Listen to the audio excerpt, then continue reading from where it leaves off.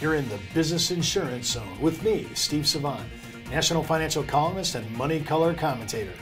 This week on The Biz, employee stock ownership plans. And on today's show, our very special guest, Keriti Tuioti, nationally recognized ESOP expert, all here on The Biz. When it comes to life insurance, annuities, long-term care, disability, or group pension plans, we're the news you can use. Well, welcome everyone to the Business Insurance Zone. I'm your host, Steve Savant, and we're broadcasting live to a nationwide audience of financial advisors right here in Fountain Hills, Arizona, home of America's largest fountain. And by the way, right now we're clocking at about 165,000 page views a month on our show and social media support. Unbelievable. We're not even on our 2-year anniversary yet out on the air, and it's been unbelievable, so much so that we now have a program for retail called One for the Money, and you can pick that up on our weekend on all our distribution sites. With us today, day 3. Keriti, I got to say, I am learning about ESOPs. Thank you you, are Steve. walking me through a whole, I knew this about 10 years ago, and I kind of forgot about it. And it is forgotten as a tactic, as a marketing plan.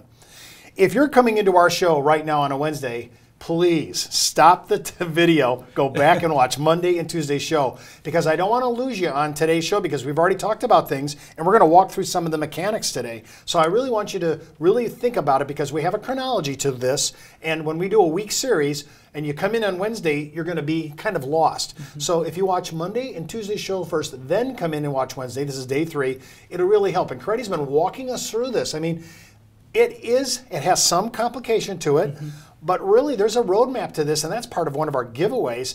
And I think that if you watch this, all 5 videos, you're going to be sitting there saying, this might be what I've been looking for as a building. I want to build out my practice. I want to expand my business. I've been looking for something that's a niche market. And by the way, how niche is this? How many people are in this? It's very niche-y, very niche. Not too many people. And I'm in shock, because the key word here is huge tax advantages.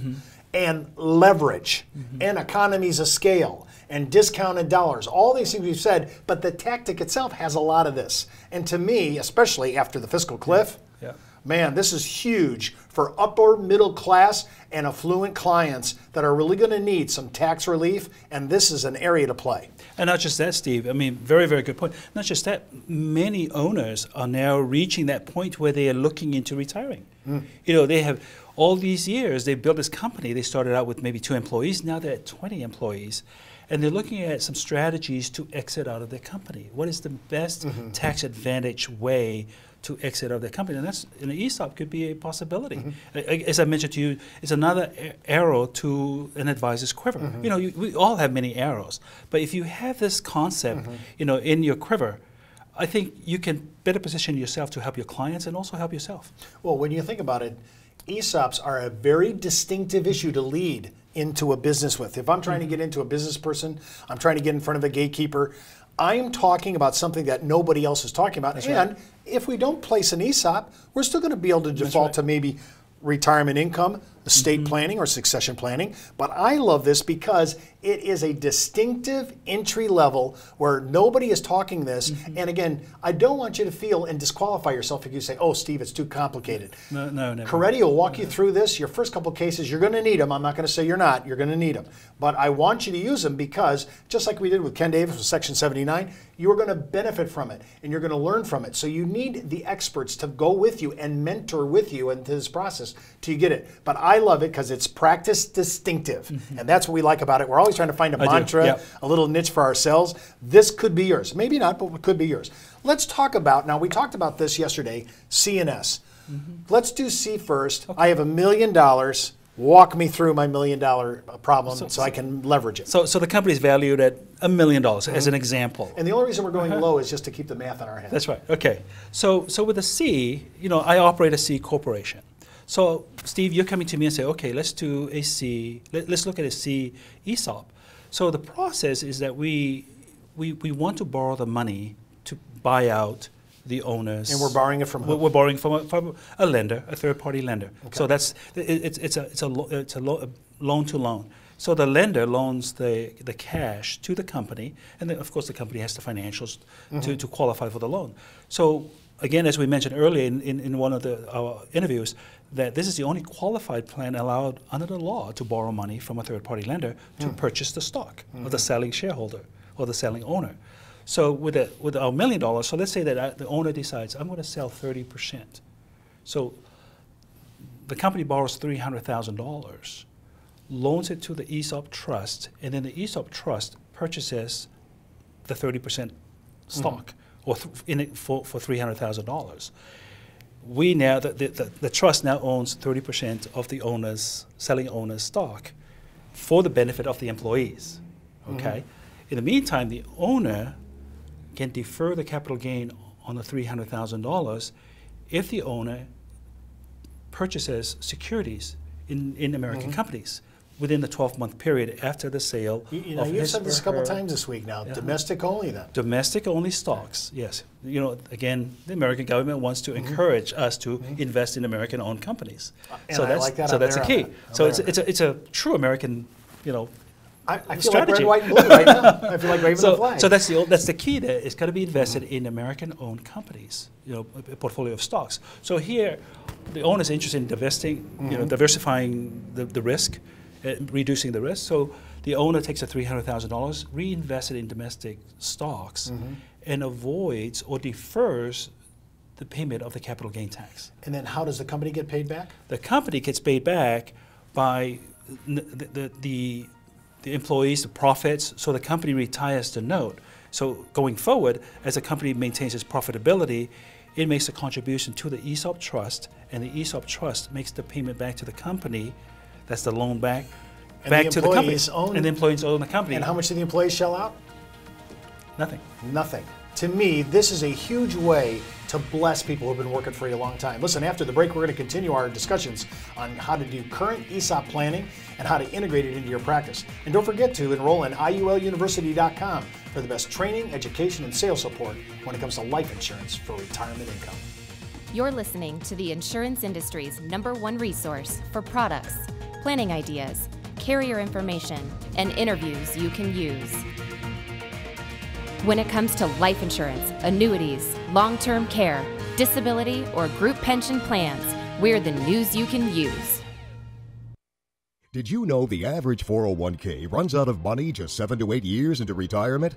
Time Magazine, the Wall Street Journal, and many other publications have warned of the difficulty of saving with a 401k. But what if there was a way to create tax-free lifetime retirement income with no stock market risk? Good news, there is. Living in fear of the next market dive is not the way I want to live my life. Why would I go out there and take on risk when I don't need to? I have a lot less stress knowing I can't lose any more of my retirement savings in the stock market. Call now to receive your free, no-obligation analysis of what this retirement vehicle could do for you, a comparison to your current retirement plan, and a free video that explains this exciting opportunity. Start planning a retirement you can enjoy instead of worrying about future tax increases and stock market losses. Creating income that will last your entire life is the most important thing you'll ever do. Take control of your future. Call now for your free analysis, comparison, and video. Well, welcome back to the Business Insurance Zone. I'm Steve Savant. And remember, you can order today's giveaway at thebiz.tv. And what are we giving away? Our mini manual on ESOPs. It's really a nice LED entry level. You'll really appreciate it. Just go ahead and order it. And remember, before moving forward with anything that we talk about on this show, especially on taxes, always consult your tax advisor before moving forward. And if you're FINRA licensed, your broker-dealer compliance officer. We're continuing our discussions on ESOPs. Now, we talked in the first half on C Corps. Now let's talk about S. Let's walk through the same $1 million case, but I'm an S Corp now. It's a little different. Little different, yeah. And there are a lot more S's today than there are C's. Yeah, in my experience, you come across a lot of, it could be a construction company, it could be an engineering company. I'm finding a lot more S's than there are C's, so it's very easy planning. The difference is that we don't get the benefit of the tax-free rollout when the owner sells his or her stock to the ESOP trust. So we don't get that tax deferred on that.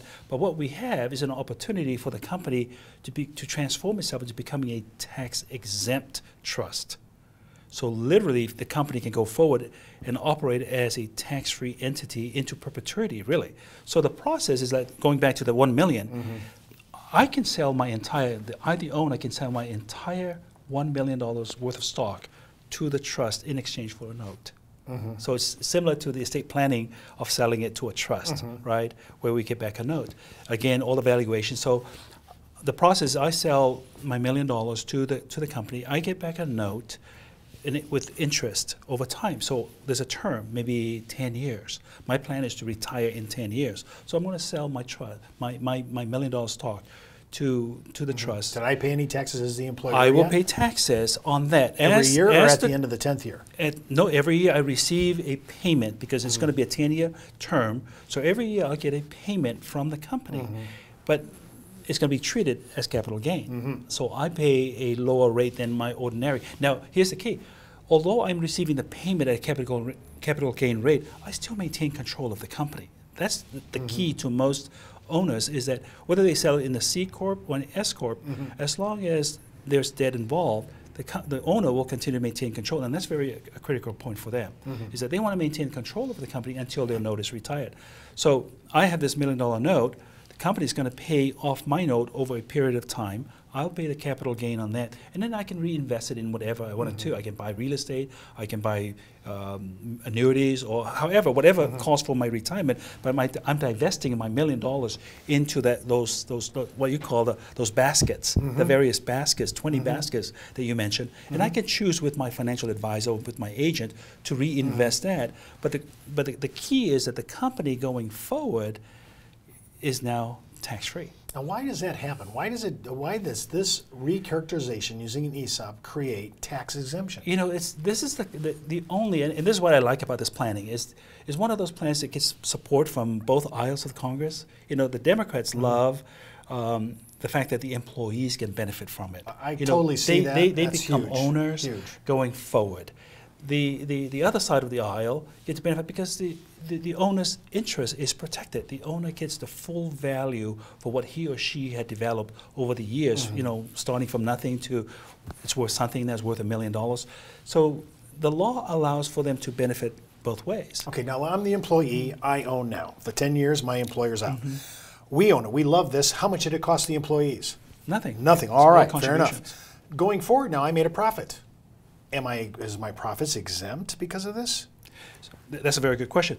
The valuation going forward, every year there'll be contribution made to the trust on behalf of the employees. The employees, it's different from a 401k plan where you have cash inside your 401k, where if you quit or you retire or something happens to you, you get the distribution into an IRA.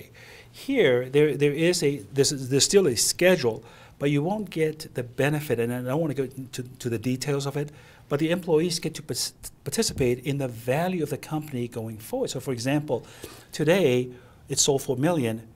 With my efforts, I stayed with the company for a very long period of time. Maybe when I retire, the company will be worth $5 million. So whatever my share of the company would be based on the contributions of the company into the trust every year, that's what I will get when I retire from the company. And then that's my retirement that will be distributed out to me, and I'll roll that into an IRA. So I'm participating, and I am, as an S Corp now, going forward now. This is where I'm a little sketchy on the exemption, the tax exemption of the company. So just make sure I'm clear on that. Because the company, the law, because now the trust itself, every qualified plan is a tax exempt trust. The company essentially has become a 100% tax qualified plan. So going forward, it pays no taxes. Because of the recharacterization of that, that's why it's going forward just like any other That's qualified. right. Okay, That's all right, right. got it. We have just shifted from owner-owned to tax-exempt-owned. Well, what I think I'm trying to always measure out when I hear this is it's like it's such a great idea. It has such political bipartisanism. I mean, one of the few things we can talk about the tax code that everybody's okay with. And of all the places they've been looking to get new tax revenues, they're leaving this alone right now. So I just find that kind of inspiring, and this is something that, again, that we're talking about that can build out your practice, that can really do things for you that are going to be huge I think, to get your name out there in a distinctive way to enter into the business market, the estate market, the retirement market. There's so many plays here, and I like the hub of an ESOP. And you know what? If we get enough traffic on this, I'm going to have Keriti come back here. We'll do a complete workshop that'll tie into this show, and we'll walk you through the entire mechanics, because I really want you to visually see it. We can go beyond what we're doing on the show. And remember, you can watch this show and all our shows this week by clicking the red on-demand video button right on our homepage at brokersalliance.com. Well, that's the Buzz on the Biz for today. Get in the zone, the business insurance zone. You're listening to the insurance industry's #1 resource for products, planning ideas, carrier information, and interviews you can use. When it comes to life insurance, annuities, long-term care, disability, or group pension plans, we're the news you can use.